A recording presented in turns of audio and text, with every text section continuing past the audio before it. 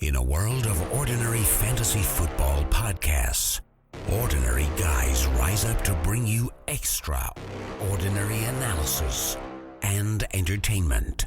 This is the Falafel House Fantasy Football Podcast with your hosts Kevin Cotillo, Sal Lito, and Stephen Marcus.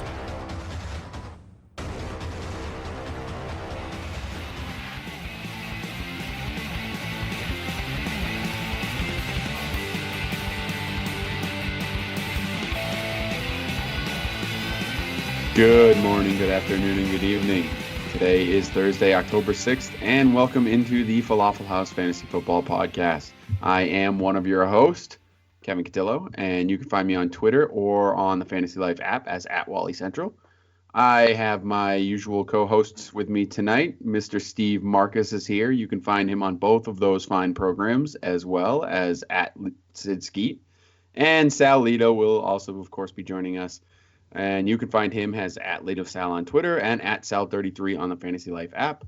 And, of course, you can follow the show and on Twitter as @Falafel House. And you can stop by and see us all at the Fantasy Life app in the newly named Falafel House chat. What's up, guys? What's going on? Hi. So, Sal, don't look now, but I feel there might be a clown nearby. Oh, yeah. There's one looking at my garage door right now. Get out of here. Probably shouldn't joke about it, but it's just such an odd thing. The clowns. Yeah, he's I think what's weirder is that a few months back, on a nightly basis, Geo would post good night messages with crazy deranged clowns, and a short time later, they're taking over the country. Are you saying that Geo is behind this? Yeah, it feels like you just implicated Geo. Yeah, I'm pretty sure I did. Interesting. That is interesting. Well, we have a lot to get to tonight that does not include clowns. We are going to do preview all of the games coming up for this weekend as we watch the current game on the Thursday Night Football game with the 49ers and the Cardinals, which is mildly entertaining, I guess. No, it's craptacular. Yeah, I was gonna say, that is a bit of a stretch, mildly there. It's entertaining for me as a Larry Fitzgerald owner, knowing that he has 2 touchdowns already. That's nice. Larry Fitzgerald is the eternal wide receiver. He's awesome. There's nothing more to be said. The guy just does work. I think True class act. Going to be sad when he's gone. No question about that. It's nice to see that Blaine Gabbert's the number 1 running back in San Francisco tonight also. It's funny because Hyde actually I didn't think looked terrible in the beginning of the game, and now he's nowhere to be found. But anyway, so let's get into some talk about we're going to skip through our usual news and all of that as we typically do when we preview the games, because we'll go through some notes as we go. So we're just going to get right into all the games, and we can start off with what I think will be the best game of the weekend, with the New England Patriots taking on the Cleveland Browns in Cleveland.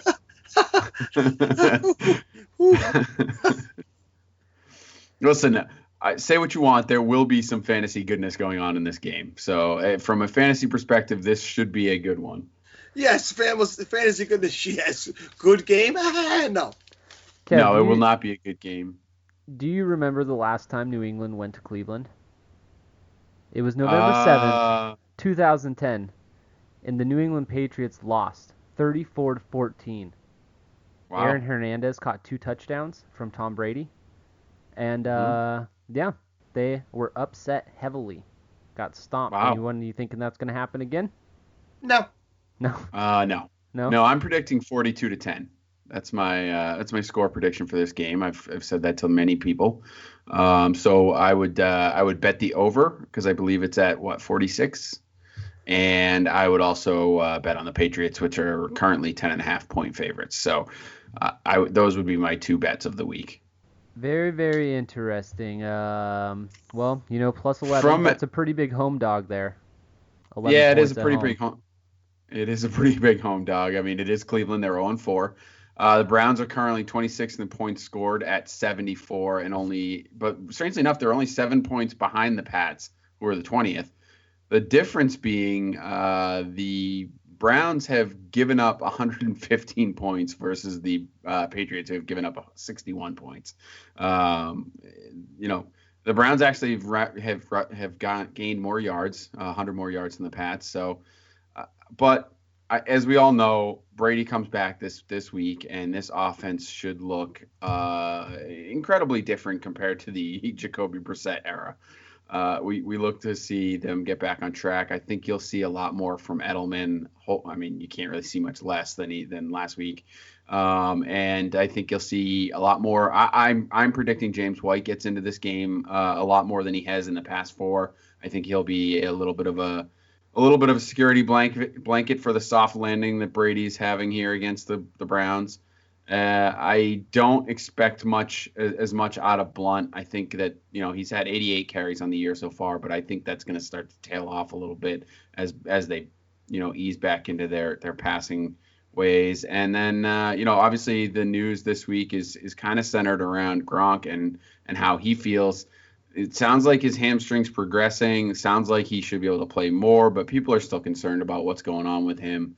And then, of course, Edelman did pop up on the injury report this week as well with a reoccurrence of the foot issue, but we don't really know exactly what's going on with that. Not a lot of news yet. So hopefully he'll be fine. I think that they're going to put up a lot of points, as I mentioned, and I don't really expect a ton out of Cleveland in this game. I think it's going to be tough sledding for Crowell, and I think that Pryor is probably is the type of guy that the Patriots defense will sort of lock into and make them, make other guys work to get this done. So, Sal, what do you got from a defensive standpoint on this game? Well, on the Browns side, the Browns have given up 10 passing touchdowns. So I'm expecting that to go to 14 this week. They have not been good at stopping the pass this year, so Brady's going to put up 4 touchdowns, in my opinion. And, I'm looking over the Patriots stats. They're either middle to top of the league in pretty much everything defensively when it comes to fantasy. Where they don't defend well is against receptions to running backs. They've given up 28, which is third most in the league. So this could be a Duke Johnson game, considering I expect him to be playing from behind, and Isaiah Crowell will probably not have the weeks that he's been having. So Duke Johnson, probably flex-worthy this week. They don't give up a ton of yardage to running backs, but they do give up a lot of quick passes. So get them in if you're desperate. Yeah, I don't have too much to add. I think you're starting your Patriots that you've been hoping to get production from all year. I think that you actually find that the Browns are ranked 18th or worse in all categories against each position. So you're looking at a pretty good matchup for all position players for the Patriots. And no one's concerned at all that Brady's going to come in and just completely have no rust at all, and he's going to have his timing down with all his wide receivers, all that kind of stuff after missing. Brady doesn't rust. He's Tom Brady. He don't rust. Did you see the naked man in Italy? He's beautiful, this guy. Wow. That's Did I say that out loud? Are we recording? we do have that recorded, which is nice for the rest of us. I look, there is a small piece of me that is very slightly concerned about that, but I think he will shake off that rust, and it'll turn to pure anger by about 5 minutes into the first quarter. So I'm not worried about it. He's not that type of guy. He's just not. He's been practicing. He's been watching game films. He's been doing everything he needs to do to get ready. I do not expect him to have any rust. And I don't, as far as the receivers and the chemistry there, I think we're probably going way too long on this game already. But I think, Hogan's the new guy. He knows Edelman. He knows Amendola. He knows Gronk. And Hogan's basically the, Brandon LaFell role, right? He's going to run the same routes and do the same things. I don't think there's really too much to build there, so I'm not worried about it. Fair enough. You, as reflected in your ranking of him as your number one QB this week, we've got him number 3 overall, so obviously we all are expecting some pretty good things from him. I was surprised, especially to hear Sal say he thinks 4 touchdowns out of him, yet he has him ranked 4th. That's kind of odd to me. You're really expecting a lot out of the guys ahead of him, huh? Well, I just expect that I'd be more comfortable because of that rust. I'd be more comfortable starting. Would I have him at 5th? I'd be more comfortable with 4 people ahead of him. That's all. Doesn't mean anything. You have him 4th. Oh, yeah. Look at that. So I have 3 people ahead of him?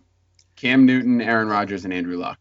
Cam Newton, if he plays. If he plays, obviously, yeah. Luck is off the injury report for the first time, and I think that, they have no choice but to chuck it all over the place. And who was the other clown? Aaron Rodgers? Yeah, he threw 4 touchdowns last week. Why can't he do it again against that faulted Giants defense? I hear you. All right, we got to keep moving. Philadelphia, the surprisingly 3-0 Philadelphia Eagles, I should say, are taking on the Detroit Lions in Detroit at 1 o'clock. Detroit's 1-3. The Eagles, are, interestingly enough, I guess news for this game, Ryan Matthews is expected he was removed from the injury report, expected to return to he fully practiced, expected to return to his starter duties. But I guess the quick question there is, what do you guys think that means as far as his starter duties? Is he getting 10 carries? He's going to start the game, but is it 10? Is it 15? Does he get more than that? What is he doing this game, Steve? What are your thoughts? Based on his health, I think he'll sort of revert back to what he was getting those first 2 weeks. I don't think it'll be up near 20. I think it'll be closer to 15 than 10. And I think he'll be getting in there for that goal line work still. So as long as he's healthy, the coaching staff there has made it seem like he is the guy that they want to lean on. We know that Wendell Smallwood kind of blew up in week 3 before the Eagles had their bye when Ryan Matthews went out.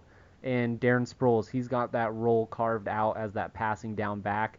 So I think that Ryan Matthews will get the work for the first down and the goal line work, that kind of stuff. So I'd probably say right around 13 to 15 carries is probably going to be right around where we see Matthews this week. All right, and the other news on the other side of the ball, Dwayne Washington, still injured, not sure if he's going to play this week. Obviously creates an uptick for Zach Zenner if he doesn't go.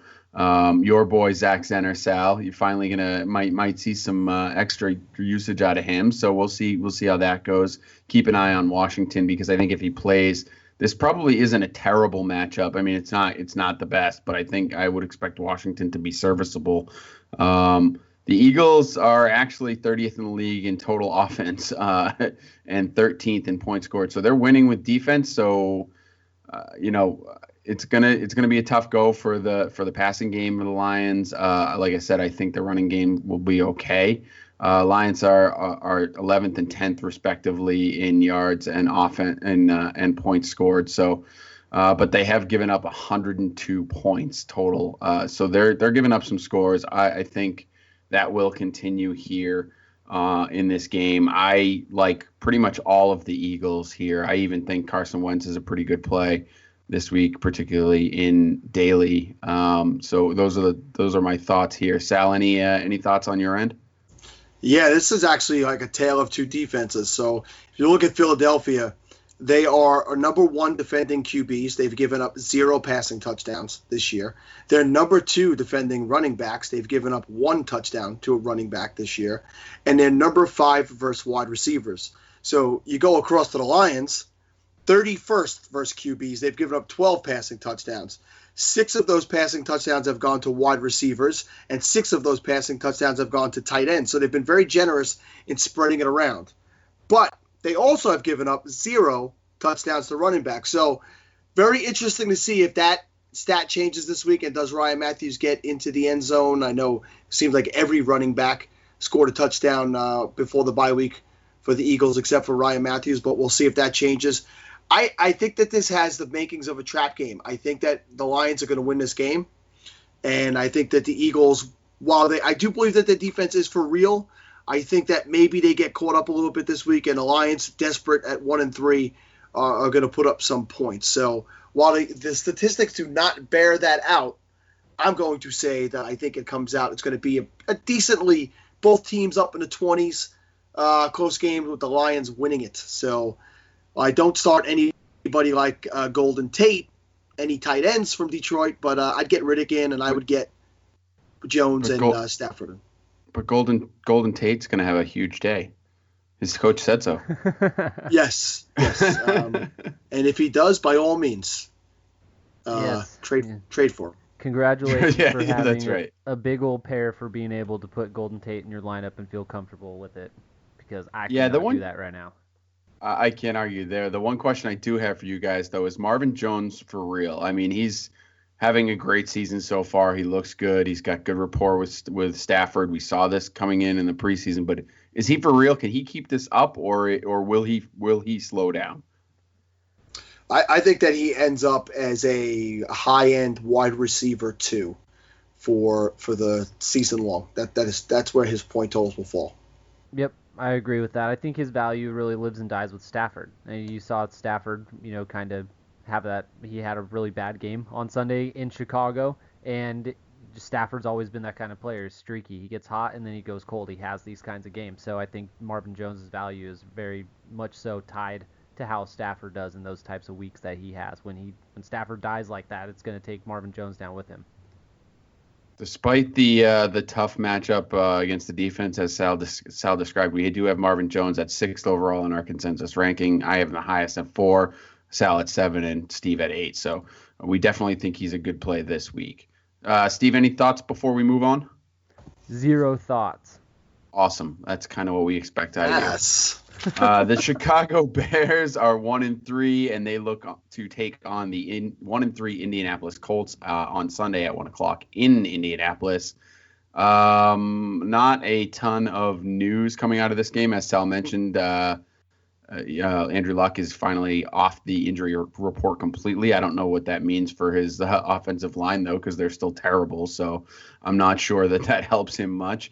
For Chicago, we're monitoring Alshon Jeffrey again, and we're monitoring Eddie Royal, who, as Steve correctly predicted, as soon as he had a big game, would find himself on the injury report. That's so right. Definitely keep your eyes on those guys. Jordan Howard looked really good, and looks like he's ready to go against a terrible Indianapolis defense. And it looks again, at least in my mind, that Hoyer is going to start again this weekend and could have earned this job going forward. I love him in DFS this week and as a spot starter, a streaming starter, because Indianapolis, as I mentioned, has one of the worst defenses in the league, and they can definitely be thrown on. But what I want to focus on for this game, Steve, is really a question to you. What do you do with Alshon Jeffrey? I think you and I are both in this same boat in many leagues. Yep. So what do we do?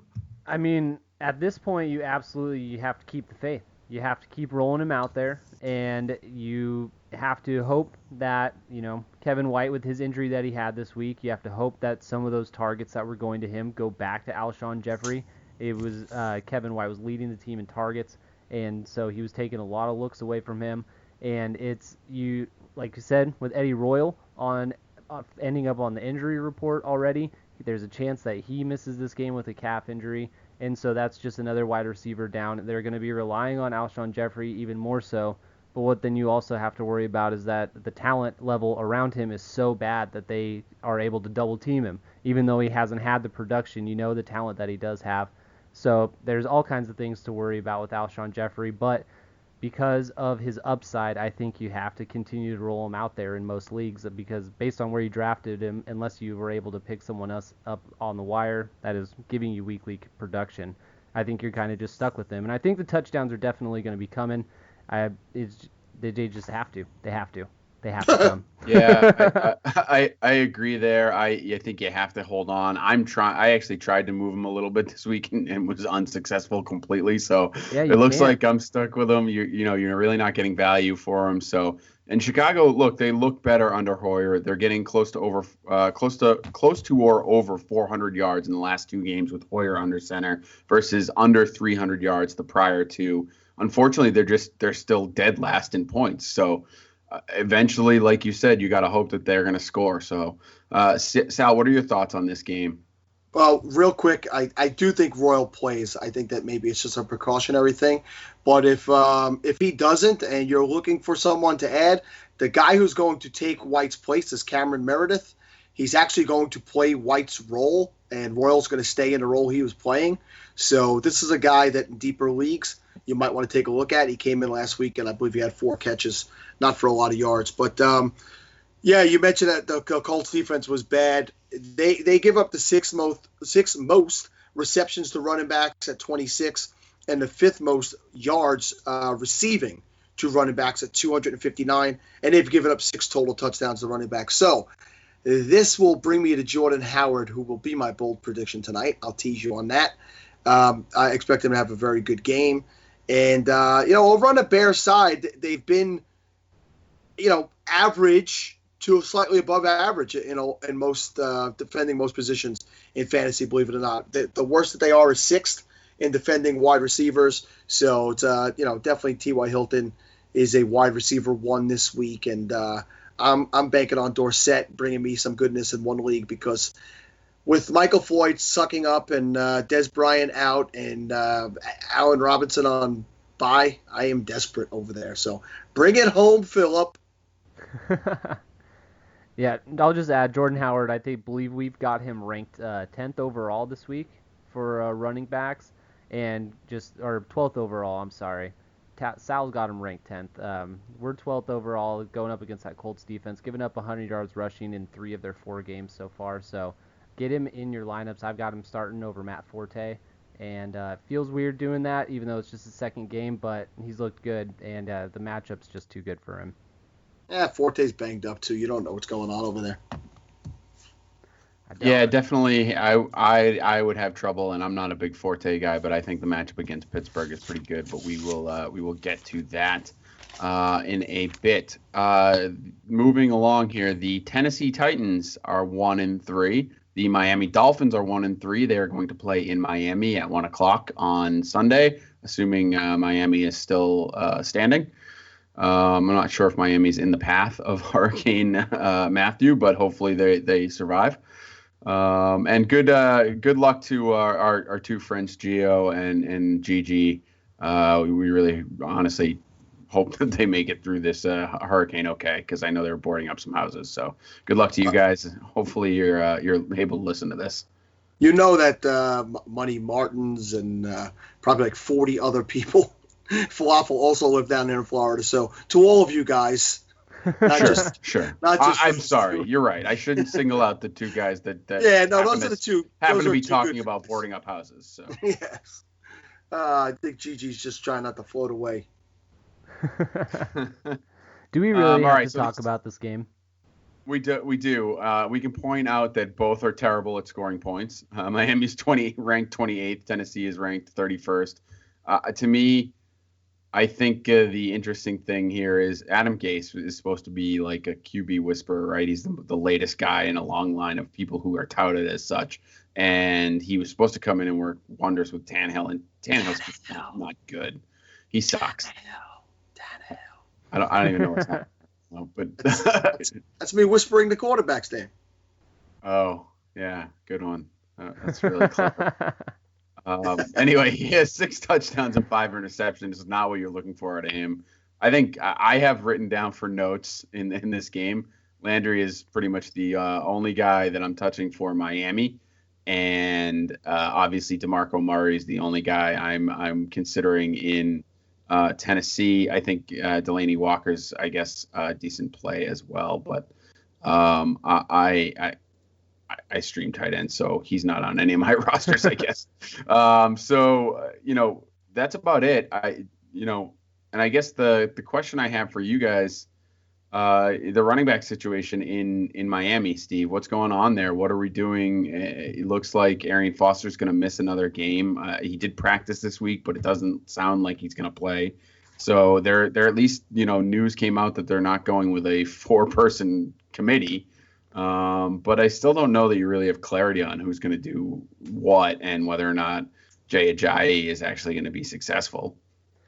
Yeah, it's funny. I have 3 names written down for this game, too. You start Delanie Walker, DeMarco Murray, and Jarvis Landry, and that's about it. Those are the only people I'm starting from this game. But for that running backfield, yeah, it's surprising.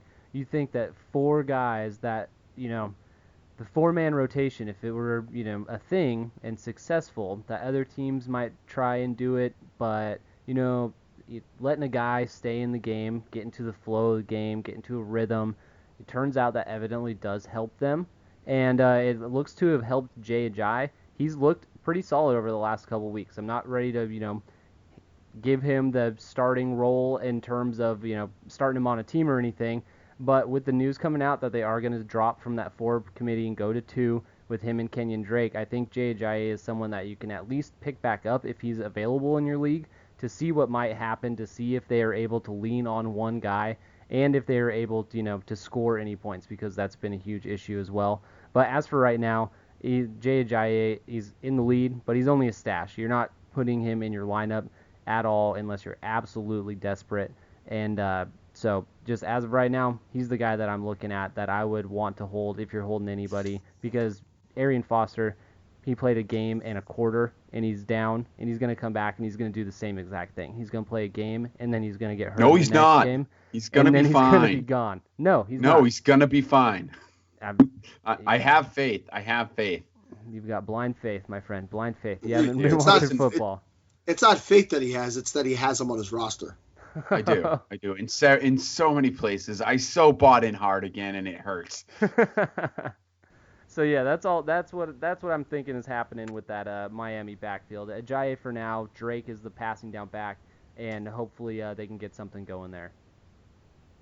All right, Sal, I got to ask you then. We've talked about how bad the offenses are. Is there anything defensively we should be concerned with? I don't know about concerned. I mean, yeah, well, one concern is DeMarco Murray, who was RB, the number 1 overall RB in fantasy through 4 weeks, has 5 total touchdowns. But Miami has only given up 1 touchdown to all running backs combined through 4 weeks. So that should be an interesting matchup. Where they're more generous is to lead wide receivers. In the 4 games that they have played this year, they have given up 9 receptions to Doug Baldwin, 7 receptions to Julian Edelman, 8 receptions to Terrell Pryor, and then just last Thursday night, 10 receptions to A.J. Green. So somebody on the Titans might have a big day, but figuring out who the hell it is in that wide receiver staff, it might be really difficult. So that'll be interesting to see. And over with the Titans, listen, they defend pretty much everything well. They don't give up a lot of points. They've really been good on defense. It's just that their offense is so bad. I don't think anybody's even noticing it. You hear Titans and right away you're like, ugh, I don't want anything to do with any of them. So, well, it'll be interesting to see what gives in this game. Yeah, I'm just probably not going to watch much of that game. So, but hey, hopefully you got some good stuff coming out of it. So, all right, the next game on any other thoughts? Sorry, before I move on, I should give you guys a chance for final thoughts on the game, I suppose. You have gotten my thoughts, sir. You have gotten my thoughts as well, except for I'll also add, I hope last week was a lesson is to not start Marcus Mariota anymore, like Sal said on Tuesday's podcast. If you're thinking about starting him, don't do it. Do not do it. All right, so the next game up on the list here, Washington at 2-2 will take on Baltimore Ravens at 3-1 in Baltimore. Baltimore's wins are coming against some very poor teams. They beat Buffalo, Cleveland, and Jacksonville.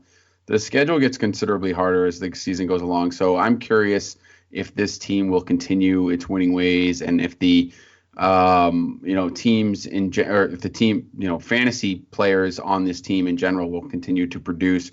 Steve, I want to ask you about one particular guy. Steve Smith looked great again this past week. It looks like he's got his burst back. Can you trust this resurgence, or is it something it's a week-to-week kind of play? I think you can trust it. I think you've seen what the rapport between Flacco and Steve Smith when he's healthy. Flacco likes to go to him. And Steve Smith is a great wide receiver. He has the intensity that you'd want to see out of all your wide receivers. He just plays that game with an absolute passion that is fun to watch. And so it obviously Flacco gets the ball to him. He targets him heavily. And I think as long as he's on this hot streak, you have to roll him out there and you have to ride him until the wheels fall off, until an injury pops up. He's up there in age. And so, but he has that production. He's shown that he's got that upside. Looks like Flacco's going to him more often. I think that you can roll him out there and feel like you're going to get a solid afternoon. Even if he doesn't have the huge game like last week, 111 yards and a touchdown, you can still assume that as long as he's out there and healthy, that he's probably going to get you 6 catches for 80 yards, something like that, unless Flacco just has an absolute terrible game, which is very possible. But I think He's the streaky type of player. I think you got to get him out there while he's hot.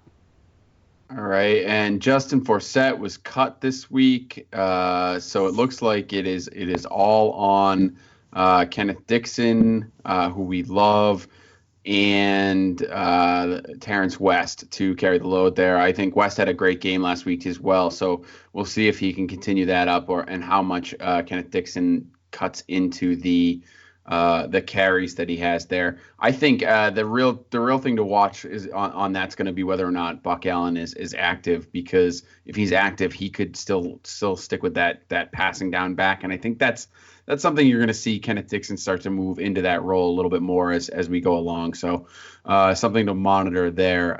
What about on the Washington side of the ball, Sal? I have Matt Jones finally breaking out last week with 22 for 117 and a touchdown. But what do you think about? I wanted to ask you about Kirk Cousins this year. What are your thoughts? Because I've been negative on Kirk Cousins for a while, and I'm tired of hating on him. So give me a reason not to. Or just tell me I'm right. I don't think you're wrong or right. How's that grab you? Because I think Cousins is great analysis. Yeah, if you can't pick one, you just go right down the middle and try to make everybody happy. Cousins is going to do things that frustrate you at times because he's not an elite level quarterback, but he still has the tools and the skill to really look that way sometimes. So I think he's going to have stretches in games where he's going to do, 3-4 touchdown games, and other times where he's going to make that dumb mistake. And he's going to be a guy you're going to want to play the matchups with and not trust every week as a regular starter.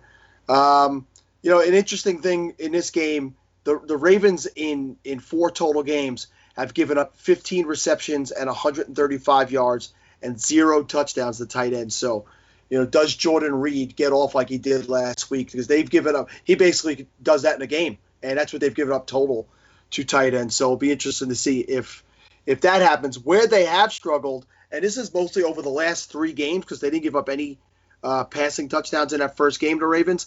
In week 2, they gave up 2 receiving touchdowns to Corey Coleman. In week 3, 2 receiving touchdowns to Allen Robinson. And in week 4, 3 receiving touchdowns to Michael Crabtree. So a wide receiver in 3 straight weeks has scored 2 or more touchdowns himself against this team. So it's going to be interesting to see if one of the wide receivers from the Skins can do the same. And just over. Well, Sal, let me just cut you off there because it's very interesting that you bring that up because we have a new segment that we're rolling out this week, and that kind of ties very interestingly into the point you just made. So what we're gonna try to do every week here is have someone that we feel is much smarter than us join the show, or not actually join the show, but provide a hot take for us. For one of the games for the upcoming week. I don't think we ever actually landed on a good name for this segment. So maybe some people could tweet us or give us some suggestions on the Fantasy Life app. Absolutely.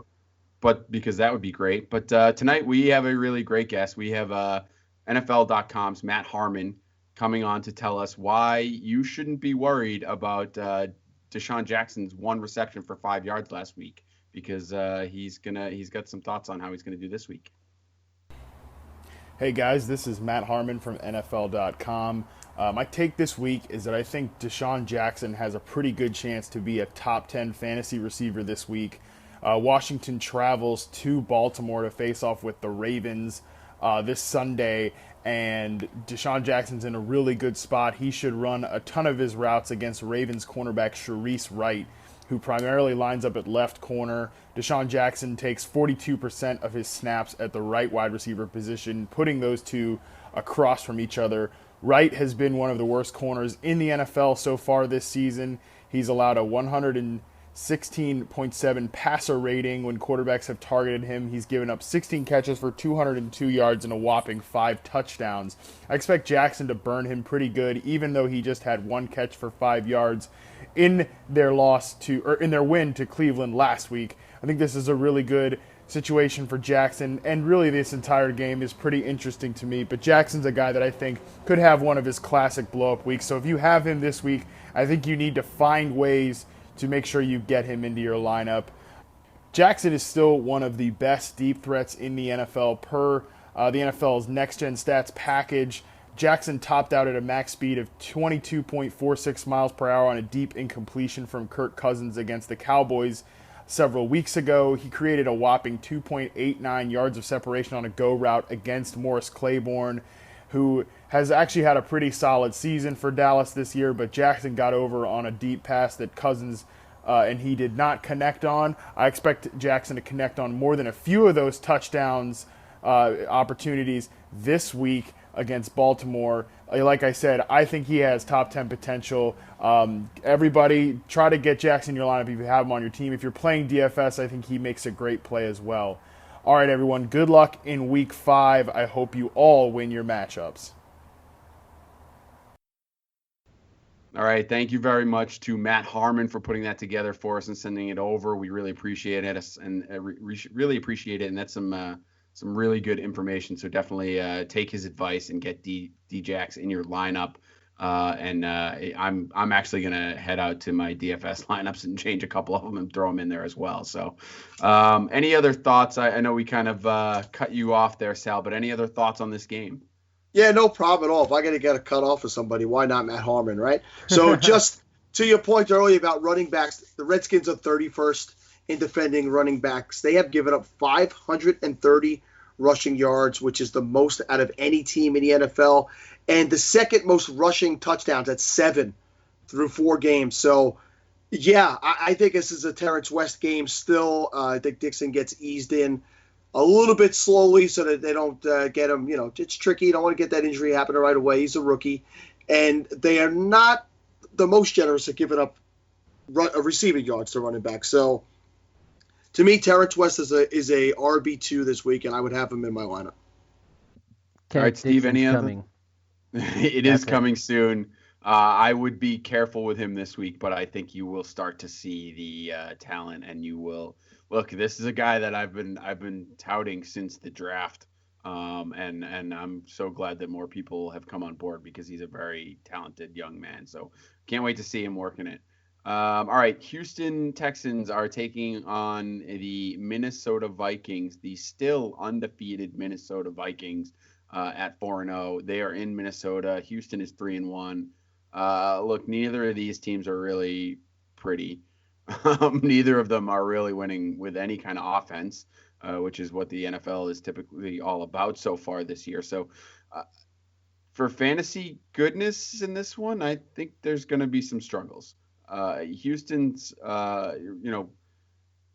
might be able to rush the ball. They are 11th in total rushing, with Minnesota surprisingly dead last. I don't think I've ever thought I'd see that. Obviously, without Adrian Peterson, it's a little bit different, but still, never thought I'd see Minnesota dead last in rushing yards. McKinnon did get it going last week. He had 18 for 85 and a touchdown.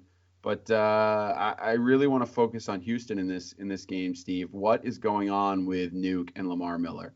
Or I should say, what's going on with Nuke, and will Lamar Miller actually score a touchdown? Because he hasn't been terrible. He's just not scoring at all. No, I mean, with Nuke, I think it's just a matter of defenses focusing on him and Will Fuller being on the other side, being incredibly fast and open for most of the routes that he seems to be running. And we saw last year, Nuke has the propensity to disappear. He will vanish for a game or two, and it's just one of those things that you kind of just have to ride with. He's the type of wide receiver that you have to start every single week. I would never consider sitting him. And so it's just one of those things, and it's probably partly Brock Osweiler's fault. He might not have the trust in DeAndre Hopkins yet. He might not understand that DeAndre Hopkins will catch everything that you throw his way. Even if he is not open, he usually makes some incredible plays to catch the ball anyway. So I just don't know if that confidence is in him yet. I think it's something that will definitely come throughout the year as the year goes on. As for Lamar Miller, I think the touchdowns will be coming. He's getting the volume. The production has been steady. It hasn't been fantastic so far, but when you're getting the volume that he's getting, I think that the touchdowns will come. We always say in fantasy and in NFL, touchdowns are fluky, so players will go on stretches like this where they aren't scoring any. So hopefully they are able to get down near the end zone and he's able to punch one in. But like we talked about with this, going against these defenses, that might not be the easiest to do. So Sal, what do you see from the defenses here? Yeah, so to play off your point about Hopkins, I have sit Hopkins with a question mark, but I'm with you. He's a guy you have to put him in every week because he, much like Brandon Marshall did last week against the number 1 ranked defense against wide receivers. Guys like that, big, strong guys who can clamp down on the ball, you put them in your lineup. So this week, Minnesota comes in second against defending wide receivers. They've given up 1 touchdown to wide receivers in 4 games, and in the last 2 games they held Kelvin Benjamin to 0 receptions and Odell Beckham Jr. to 3 for 23, a career low. They've given up no more than 76 yards to any wide receiver this year, and that was the rookie Sharp with Tennessee. They've given up 3 total passing touchdowns, and they have 6 interceptions, so they've doubled up on that. Here's a really interesting stat for me. Aaron Rodgers, Cam Newton, and Eli Manning totaled for 1 passing touchdown against this Minnesota defense. Can either of you tell me who passed for twice that many in a game this year? I don't understand the question. All right, so Aaron Rodgers, Cam Newton, and Eli Manning totaled 1 touchdown. 1 touchdown between the 3 of them in their 3 games against the Vikings. 1 quarterback threw for 2 touchdowns against the Vikings this year. Do you have a wild guess who that was off the top of your head? Whoever quarterbacked the 4th team that they played. Very good, guys. Marcus Mariota. Oh, Marcus Mariota has 2 touchdowns against this Vikings defense, and he sucks. Week 1. So, yeah, week 1. So they've been really good over the last 3 weeks, is my point, the Vikings, in defending both quarterbacks and wide receivers. So this is a tough one to expect points out of. Over on the Texans side, the one defensive stat that stood out to me, and a similar stat to what I just pointed out in the Ravens and Washington game, 12 receptions, 92 yards, and 0 touchdowns in 4 games to tight ends. So this might not be a good week to have Kyle Rudolph in your lineup. He's been really good, 3 touchdowns in 3 straight games, but this might be a week to look at maybe a streamer or a better option because he could get stymied. See, I find that interesting because you guys both have Rudolph higher than I do, and I actually had him even lower. I moved him up to 12 when I kind of revised, but you guys have him at 7, Sal, and Steve has him at 5. So you guys think he's a pretty good play? I think Sam Bradford loves him, and when he has to pass the ball, I think he looks to him first. So I think it's going to be a volume play. All right. Targets are there. He's definitely seeing targets, but as the weekend draws closer and I go over a few more things, he might be somebody I'd put more closer to 10. But just keep your eye on it. If you have other options or if you see a matchup, I will point out some that we might mention in some other games that you might rather get in there. Yeah, and I mean, I will say this with Rudolph. If you were streaming tight ends and you kind of lucked into Rudolph, or if you did draft him and somehow you dropped any other tight ends, I'd say roll with him because the volume is there. You don't want to drop him because he's going to be good most weeks. So, all right, let's get to the Jets and the Steelers. They are playing at 1 again at Pittsburgh. Eric Decker still appears to be out. I would say the news doesn't seem very good. I think he's doing some limited things, but I'm not sure what exactly. Shoulder injury is going to keep him out for a little while, in my opinion. And even when he comes back, it sounds like most people are saying he's not going to be right the rest of the season. So definitely, hopefully you're finding someone to fill in for Decker if you had him in your league. Sad because Decker's such a steady performer. He's just one of those guys. Rarely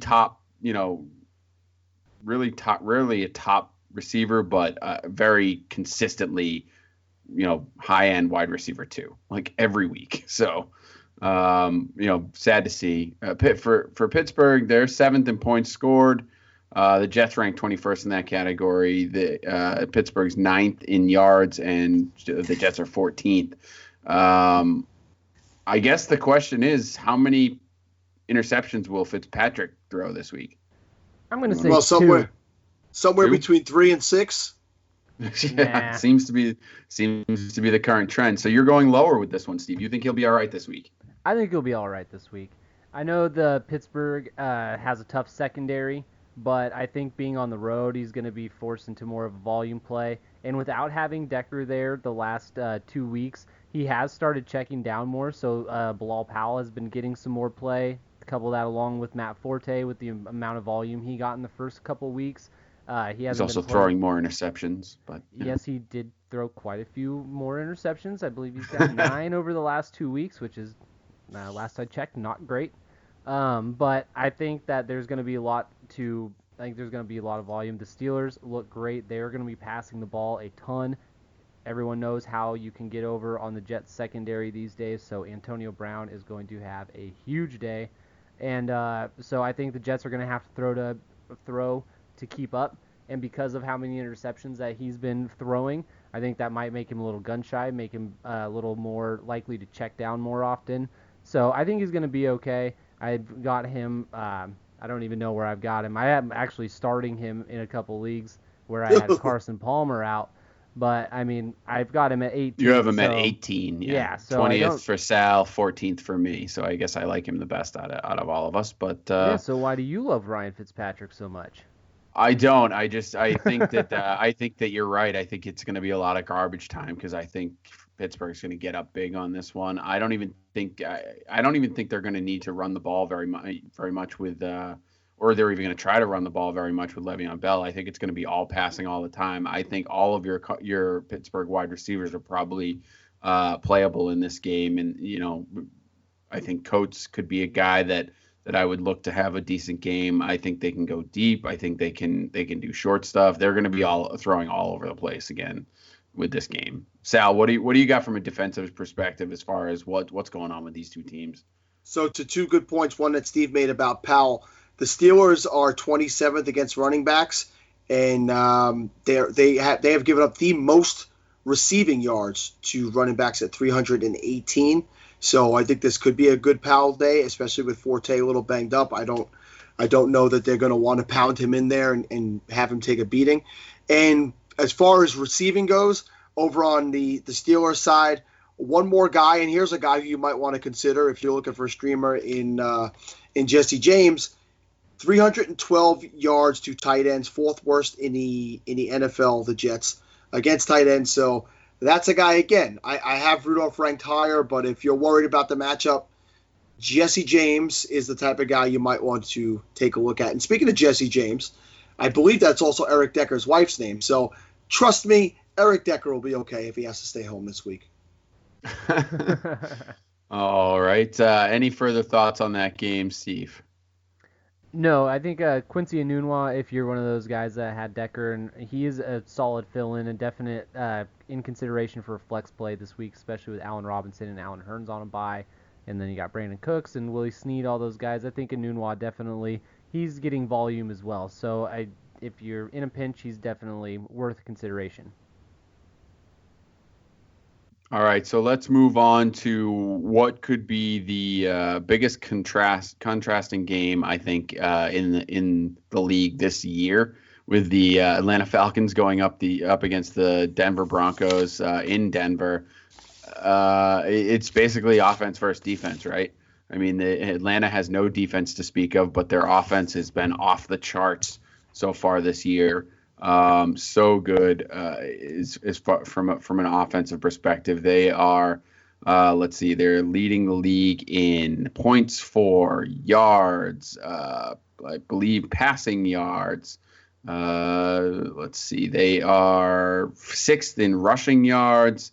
They're all over the place, leading the league in passing touchdowns. They are 4th in rushing touchdowns. So they're doing it all from an offensive perspective. And they look good doing it, in my opinion. I mean, Matt Ryan looked a little shaky in the beginning of the year, but he really seems to be settling into this offense, and he's doing a good job. He hasn't made those gigantic mistakes that we've seen him make in the past. At least as often as he did in the past. So, but he is going up against the number 1 defense in the league, and this Denver defense is scary good, in my opinion. They just know how to play the pass. They really shut guys down. They really get after the quarterback. And while Atlanta's offensive line has been better, I don't know that they're good enough to sort of withstand that kind of attack.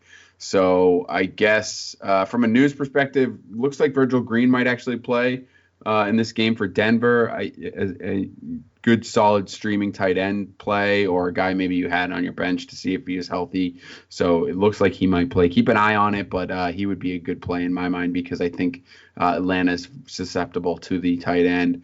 Overall, I think that's really my notes on this one. What do you got, Steve?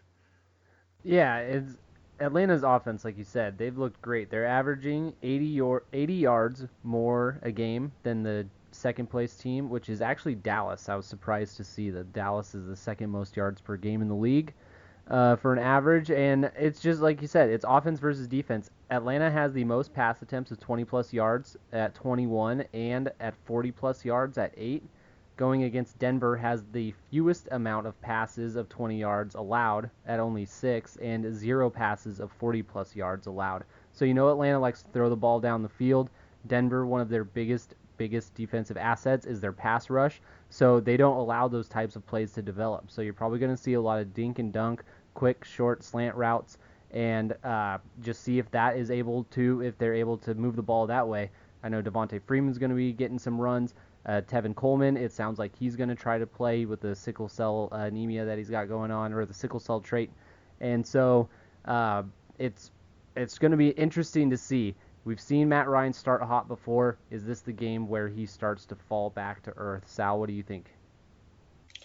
Yeah, I think I have Matt Ryan ranked at 11th maybe in my rankings, so I still have him up high. I'm going to give him the respect that I think he's earned in his first few games. So while I think it's going to be a tough game, I think that he is still decent. You know, he's not going to be elite this week, but I think he's still playable if you have him and you don't have better options. The interesting matchup for me, the Broncos moved up to first overall in defending wide receivers this week. They have given up 443 yards to wide receivers in 4 games, and Julio Jones had 300 alone himself last week. So it's going to be very interesting to see how Julio follows up that game from last week. What more do we have to say about the Falcons defense? It's putrid, right? It's 31st against QBs. They've given up 13 passing touchdowns in 4 games, which is clearly the worst in the league. So it's going to be interesting to see who actually quarterbacks for the Broncos this week. I know we were talking earlier that you guys feel like Lynch will still be a good play this week, and with the numbers and the defense, I can't say I disagree with you guys. So, yeah, they think the Falcons fall back to earth a little bit this week. Yeah, I will say really quickly that I don't think that Matt Ryan is a starter this week, in my opinion. I have him at 23rd. You do have him at 11, Sal, and I believe Steve has him at 14. I have him at 23rd. I just don't think – I think that while I don't think it's going to be a season-long fall back to earth, I think this is a terrible matchup for him. And I think you're going to see him get flustered. I think you're going to see him throw interceptions, and I just don't know that they're going to score a ton. So that's really where I'm coming from that. Any final thoughts on the Atlanta-Denver game before we move on? Denver's going to be 5-0. Of course they are. Cincinnati Bengals will play the Dallas Cowboys in Dallas. This is a 4:25 game. And a couple of news notes here. Des Bryant, while I guess there might have been some quick consideration earlier in the week that he may potentially play this week, it looks like he's not going to. And I honestly, I don't expect him to play for a couple more weeks. It sounds like they're being cagey with the injury, but it doesn't sound like something that you could just, play through. So I expect him to miss a couple weeks myself, but it looks like he's going to definitely miss this week. And obviously that means good things for Cole Beasley. Terrence Williams had a good game last week. Bryce Butler is also a guy you probably want to go grab if he's still available. So on the Cincinnati side of the ball, Tyler Eifert, while everyone had this game pegged for his return from his ankle injuries, it seems as though he tweaked his back this week and he had to miss some time. He had to go see a specialist. I don't know whether or not he's going to play this week. It seems like they're not really sure. He didn't practice today. Like I said, he visited a specialist, but Marvin Lewis said that he still might play, but I don't know. Without practicing and considering he's coming off another injury, I don't see it happening. So I would say you're probably gonna have to wait one more week on Eifert. And for me, look, I think this is a decent game for fantasy wise, but I don't know that I don't know that you're gonna see any real top performers here. And maybe Sal can give us some defensive numbers to tell us if I'm wrong. Yeah, well, I think it's a shame that the Eifert's not going to play this week because Cowboys have been bad against the tight end. Their 30th first tight ends, 28 receptions, 325 yards, and 3 touchdowns. So if you are looking for a streamer, CJ Uzama, however you want to say that name, is a guy you might want to look at. The Bengals have, for all their good defense last season, they've given up 10 passing touchdowns this year. They have defended the tight end well from a reception and receiving standpoint, 10 for 107 through 4 games, but they have given up 3 touchdowns. So Jason Witten is a guy you might not expect big receptions from this week, but he's a good chance that he gets into the end zone with little else happening from the wide receiver standpoint in Dallas. He's a guy you might want to look at. Yeah. All right, Steve. Oh, go ahead. Oh yeah, I was just gonna say you had Ezekiel Elliott falling into the end zone last week, getting his first touchdown of the season. I think that we are really gonna start seeing him really come on. He's been looking really good the last couple weeks. I know this is a little bit of a tougher matchup against the Bengals defense, but I think obviously you have to start him. But I really think that he's going to start turning that corner, and he's going to start working his way up into the every week. He's going to come out of the week being that top scorer at the running back position. So I really like what I've seen from him the last few weeks, and I think he's really getting ready to make that next turn. Yeah, it's funny. One of the things that my struggles with Elliott coming into the season was everyone was just anointing him a top 5 running back in the league right away, and one of my thoughts was that it was going to take him a little while to start to get comfortable and really get used to the NFL game. And I think that you saw last week, he's starting to do that a little bit more. So I do think you're going to see bigger production out of him going forward. I agree with you on that, Steve. The one thing I will caution though is I think from time to time he's going to have those rookie games where he struggles. So I just keep that in mind. Any other thoughts on this game before we move along?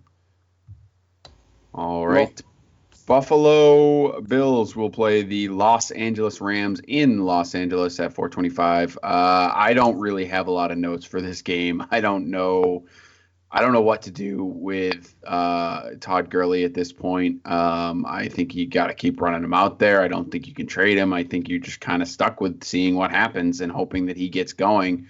I think the offense has shown signs of life. They're getting a little bit better. You see Case Keenum starting to play a little better here and there. So hopefully as they continue to progress, Gurley will just get things moving.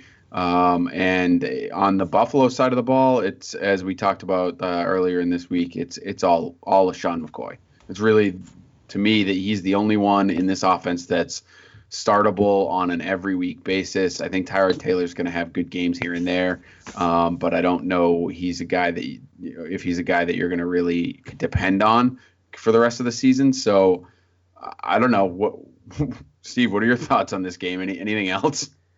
I mean, not too much. I'll just say real quickly, Robert Woods, the last couple weeks filling in for Sammy Watkins, he has looked all right. He had 7 catches last week for 89 yards, I believe. The Rams are ranked 24th against the pass. They've been gashed the last 2 weeks against Tampa Bay and Arizona. So, I mean, if you're really desperate, I've got Woods ranked as a low-end flex play this week, actually. And so I think that he's somebody that, if anything, he should get you some volume because there's just nobody else. They have to throw the ball sometimes. LeSean McCoy is going to get a ton of that work, but they are going to have to throw it to some receivers at some point. And Robert Woods seems to be the one that they're going to most often. So I like Robert Woods in a desperate moment if you need somebody. So, Steve, it's a good point you bring up because no one has given up more receptions to wide receivers in the first 4 games than the Rams. They've given up 69 receptions for 847 yards to wide receivers, and 3 wide receivers have gotten 9 or more receptions in a game this year against them. Mike Evans had 10, Adam Humphries in that same game had 9, and John Brown last week had 10. So I think you have Woods probably positioned perfectly as a flex option this week. To the point about Gurley, Kevin, 5 rushing touchdowns have been given up by the Bills this year. So let's hope Gurley can get 2 this week and get everybody off his back, because the guy's, I mean, I see people saying, was last year a fluke? I mean, this guy's a good running back. He plays on a bad team. So, and a bad team that happens to be 3-1, by the way, but they just don't protect well. So Todd Gurley back in your lineup this week, because he's going to get at least 1, I'd say, and hopefully 2. All right. Hopefully you are correct there for all those in pain Gurley owners. San Diego Chargers will play the Oakland Raiders in Oakland at 4:25. And Sal, tell me about this game, because it's really your team. Yeah, so it looks like we're going to get a good long look at a couple of rookie running backs this week. Latavius Murray showed up midweek with a toe injury and in a walking boot, and right now they say, again, similar to what you said earlier about Eifert, that he might still play, and I think we're all expecting that he's not going to. He is listed as doubtful, so I'm hoping to see a big game as a Raider fan. The Chargers are 31st versus running backs, and they've given up the second most receptions to running backs at 36. They've given up 7 to Ware, 6 to West, 8 to Yeldon, and 6 to Ingram. So I'm thinking that Washington gets off for 5+ receptions, plus a nice rushing day.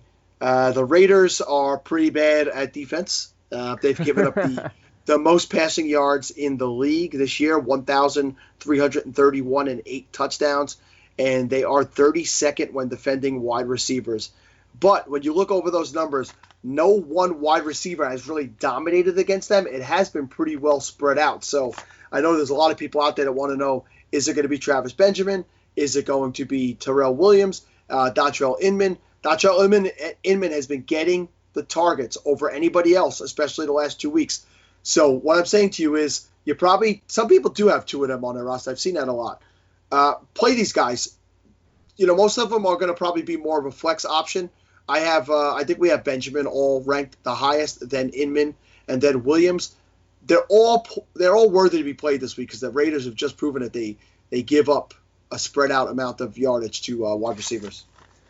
And I'll just add really quick, Jason Verrett, the cornerback for the San Diego Chargers, he was placed on IR this week with a partially torn ACL.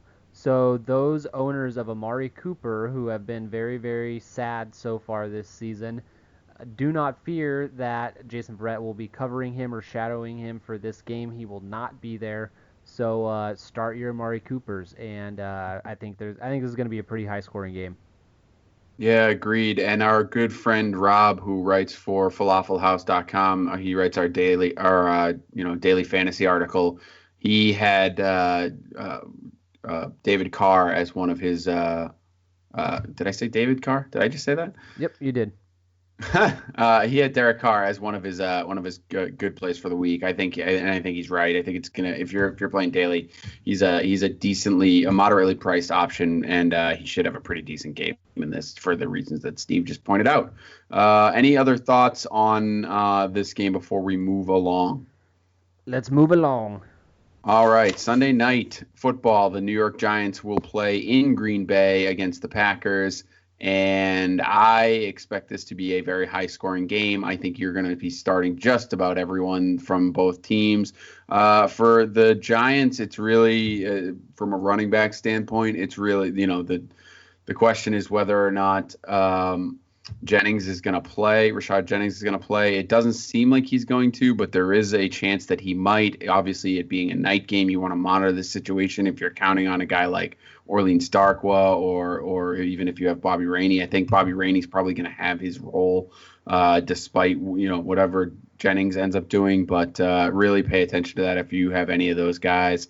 And obviously the big news this week was about Odell Beckham, and Sal had a little mini rant about him in the podcast earlier this week. The Giants have come out and said that they're willing to bench him if he has an outburst. I think it's all crap. He's going to be fine, and I think at least I know Steve and I both agree. I don't know about Sal that he's going to go off either this week or sometime very soon. You're going to see him explode for a lot of points, and I think it's going to be this game. Because I think the Green Bay secondary is banged up, and I don't know that they're going to be able to stop him. Sal, what do you have for this game? Well, I believe all three of us have OBJ as a wide receiver 2 this week, so I'm in compliance with you guys wide there. Receiver 2, not a wide receiver 2, just to be clear. Yes, number 2 overall in wide receivers. Correct. Interesting stat in this game. The Giants are 5th overall in defending quarterbacks in fantasy, but they're the only team in the NFL that has not had an interception through 4 weeks. So they have not picked anybody off yet. So odd that they're that high and no interceptions. And I will personally stay away from any Giant running back this week. Most likely the Packers are 1st overall in defending running backs. They have given up 128 rushing yards total in the 3 games that they've played. They are very, very stingy. So unless I'm desperate, and I think I have Darkwa the highest of Giant running backs at 29, and that's probably even a little too high for my taste. But yeah, other than that, I do agree with you. I think it's going to be a big passing game from both teams. All right, and for me, Steve, any thoughts? Yeah, I do have some thoughts. I've got a couple thoughts, and they come in the question form for you guys. Wow. Yeah, so Randall Cobb. Some people hate Randall Cobb. He's not.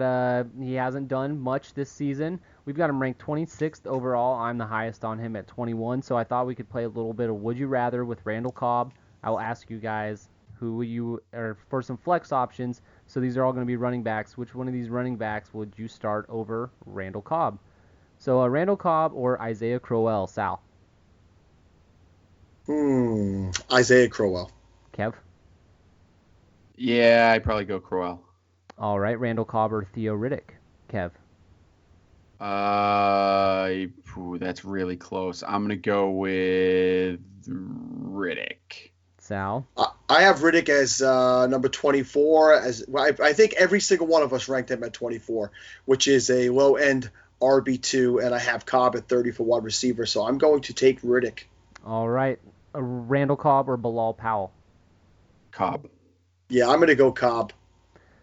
And I'm sure Randall Cobb or Terrence West.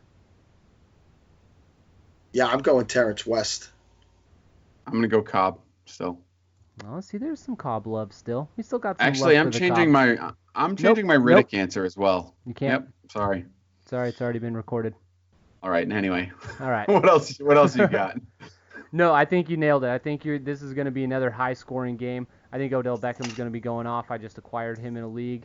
There's the sparks are going to be flying in this one. I think we're going to get the game that we thought we were going to get to see when New Orleans went to New York. I think there's going to be a lot of points scored. You're starting just about everybody, unless it's that Giants running back. I'd probably stay away from that Giants backfield.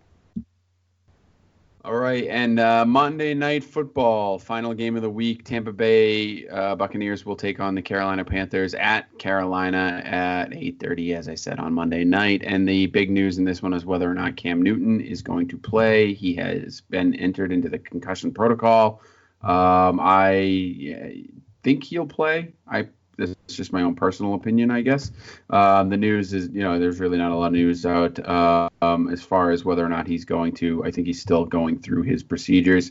Hopefully we'll find out tomorrow so you can plan for that. I'm not touching Derek Anderson if he's playing, although I think Sal is a little higher on Derek Anderson than I am. But, I can see why, because the Tampa Bay defense has been absolutely terrible when it comes to the passing game. They are giving up passes left and right to just about everyone. So I really like Kelvin Benjamin in this game, despite whoever plays quarterback, to be quite honest with you, which I guess is a little contradictory, but that's how I feel. So Sal, tell me a little bit about that. What do you got for stats here? So, yeah, the Bucs have given up 9 passing touchdowns, and all 9 have gone to wide receivers. I made this point last week, and I'll bring it up again. In each game this year, the Buccaneers have given up double-digit fantasy points to 2 wide receivers in all 4 games. And they continued that trend last week with Emmanuel Sanders and Demaryius Thomas both going over 20-plus fantasy points. So far this year, it's been Julio Jones and Mohamed Sanu, Larry Fitzgerald and Jaron Brown, Tavon Austin and Brian Quick. So it hasn't even necessarily been their bigger name wide receivers in some of those offenses. So this week, it's going to be Kelvin Benjamin, and I'm going to say Devin Funchess, 5 catches, 60 yards, and a touchdown, which is just about 15 fantasy points in a half-point PPR. And on the Panthers side, they are not that good at defending the quarterback this year. 27th overall, 8 touchdowns. I'm going to play Winston this week if I have him going against the Panthers. I'm not going to be afraid to do that. It's a Monday night game. And also they have given up 4 touchdowns to tight ends. So Cameron Brate is a guy that you might want to get into your lineup this week. Yeah, I love Cameron Brate as a streaming tight end option. And you saw what Julio Jones just did to this Carolina defense. So Mike Evans, you guys hate Mike Evans this week. You got him ranked low 10s. Kev's got him at 11. Jeez Louise. I don't even know why I talk to you guys sometimes. Did you say low 10s? Yeah, I don't even know what that means. Close Sal to has him at 10. 9, and I have him at 11. So Yeah. I have him at 9. I have him as I a don't- top 10. You hate What are you him. talking about? You hate You're him. a crack smoker. Stay off the You crack. hate him. You hate him. We're This talking- guy listen, we is gotta a man. keep moving. He's leading We're the talking- league in targets. He's top 10 in receptions and in yards. Like I said, you saw what Julio Jones did. Get Jameis Winston in there because him and Mike Evans are just going to blow things up on Monday night. So I know the guy has 48 targets, right? Is that the number he has?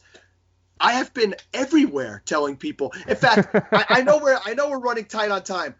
You guys know, and you were tagged in this too, Steve, about a trade offer it was sent to him today. And he was trading away Odell Beckham Jr. and a pile of crap behind them. Darius Green and Cameron Brate and one other sack of poo. And he was getting back Evans, Cooks, and Delaney Walker. Oh, God. And people were like, no, don't do the deal. I was like, what, are you kidding me? Take that deal because Mike Evans will be almost equal, in my opinion, to Odell Beckham Jr. the rest of the year. And then you're getting a top-end number 2 wide receiver in Cooks and a top 4 tight end. So, yeah, no, I believe in Mike Evans, so suck it. We're talking about top 12 for all of us. He's obviously a starter. Let's move on. All right, that's it. I just wanted to get. I just felt your love isn't strong enough for Mike You Evans. had to get your Mike Evans love. I That's get it. it. I had to. Your weekly Mike Evans love has been noted. Let's just so that's it for the games. Sal teased his bold prediction, so we have time for him to give his, and then Steve and I will go straight into the finishing thoughts. All right, so for me, I'm going to tell you that Jordan Howard is going to put a 30-point fantasy game this week. And when you hear that, it's not that crazy. That's 75 rushing yards, 6 receptions for 75 receiving yards, and 2 touchdowns. 30-plus from Jordan Howard. Yeah, you're right. 30. Not that crazy. They happen all the time. All the time they happen. Yeah, So, you see 30-point games from backup running backs a lot. yeah. Whoa. He's a starter, buddy. He is right now. All right. So getting into our finishing thoughts, thank you for sticking around for our game previews. You can follow us on Twitter at Falafel House. You can follow us on Instagram at Falafel House, like our page on Facebook, and go to the website, falafelhouse.com. All the daily content that is coming out helping you in the fantasy world every single day. And my breakout prediction real quick, Will Fuller will have less than 5 points. Every single second wide receiver going up against the Minnesota Vikings defense has scored a combined 17 points for the 4 weeks so far. So I've got bust central for Will Fuller this week. All right, Sal, any finishing thoughts? Nah, I've never finished, so we'll just let it go. All right. For me, I will say my quick bold prediction is that I think Jordan Matthews is going to be a top 5 wide receiver this week. Even though I have him ranked at number 9, but it's a bold prediction, so we'll go with 5. And I just want to remind everyone that thank you again for sticking around for this very long episode of the Falafel House. And next week, because of our new schedule, these episodes will be shorter, we promise. We will have 3 episodes coming out next week on Monday, Wednesday, and Friday, so you will get all of your good fantasy goodness from us on 3 days a week, and hopefully they will be much better timed episodes. And until Monday, when we talk to you again, Steve, hit the button.